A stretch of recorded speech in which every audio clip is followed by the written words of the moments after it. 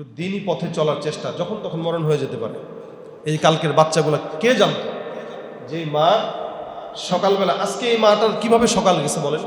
গতকালও যেই মা টিফিন রেডি করে, আমি তো কাল করে ঘটনা পরে আমার মেয়েটাকে জড়ায় ধরে কান্নাকাটি করছি, মন খারাপ হয়ে গেছে। যাহারে আমার বাচ্চাটারও আমরা সকালবেলা টিফিন দিয়ে স্কুলে পাঠাই। আমার এই বাচ্চার যদি এই জায়গায় যদি আমার বাচ্চাটা থাকতো, আমার বাচ্চাটা যদি থাকতো, আমি আজকে সকাল কিভাবে তুলাইত? কতগুলা মানুষ মারা গেল, কতগুলা মা সন্তান হারা হইল। অবশ্যই আল্লাহ পাক তাদেরকে জান্নাত দিবেন ইনশাআল্লাহ। এবং প্রত্যেকটা মা বাবাকে এই সন্তানরা জান্নাতে না নিয়ে যাবে না ইনশাআল্লাহ। রাসূল বলেছে আবদার করবে, ছোটবেলায় যেরকম আবদার করে আল্লাহর কাছে আবদার করবে, আল্লাহ এর না নিলে আমি যাবো না। আল্লাহকে যাও, দিয়ে দাও। প্রত্যেকটা মা বাবা, যাদের মা বাবা সন্তান যারা হারাইছেন, প্রত্যেকটা মা বাবা ইনশাআল্লাহ এই সন্তানের উসিলায় জান্নাতে যাবে, অবশ্যই জান্নাতে যাবে, আল্লাহর রাসূলের কথা সত্য হয়। কিন্তু সবর করতে একটু কষ্ট, এই কষ্টের জন্যই জান্নাত। কিন্তু এই যে বুঝাচ্ছে কি নিরাপদ জায়গায় আছে স্কুলের ভিতরে, কিন্তু ওই জায়গায়ও মৃত্যু চলে আসছে। এই জন্য হুজুরের কাছে আজকেও তো বললাম, আসার সময় আমরা একটু একটু করে কথা বলতেছিলাম যে এখন আসলে ইমানের পথে চলা ছাড়া কোনো বিকল্প নাই।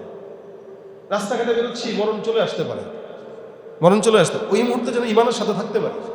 মরলে যেন আল্লাহকে বলতে পারে, আল্লাহ ওই মুহূর্তটা ইমানের সাথে ছিলাম, আল্লাহ যেন জান্নাত দেয়। এই জন্য আপনাদেরকে বলি, সালাম যে শান্তি, এই সালামের ফেজাটা কায়েম করেন সমাজে। শত্রু সালামের মাধ্যমে বন্ধু হয়ে যায়, বন্ধুত্বর খাতির আরো গভীর হয় সালামের মাধ্যমে।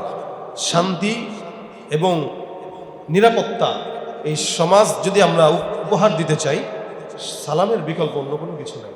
এই কারণে আমরা চেষ্টা করব সালামের প্রচলন ঘটানোর, ইনশাআল্লাহ। পারবেন তো ইনশাআল্লাহ?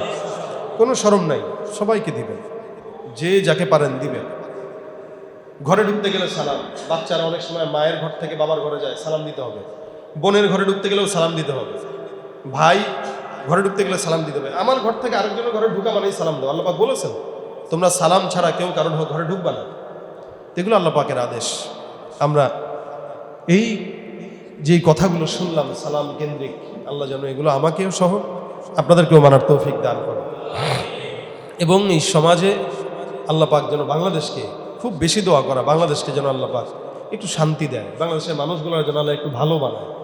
আল্লাহ যেন নোংরা মন মানসিকতাগুলো আমাদের ভিতর থেকে দূর করে দেয়। আল্লাহ যেন আমাদের এই নোংরামি, এই দেশের নোংরা রাজনীতি, এগুলো যেন আল্লাহ পাক দূর করে দেয়। নোংরা রাজনীতির বলি হয়ে যেন আমার কোনো সন্তান যেন না হারায়। এগুলো দিলের দোয়া, কষ্ট লাগে দেশের হাল দেখলে, পরিস্থিতি দেখলে। আল্লাহ পাক আজকের এই মজমাকেও বরকতময় করুক। মুফতি আবুল বাশার সাহেব।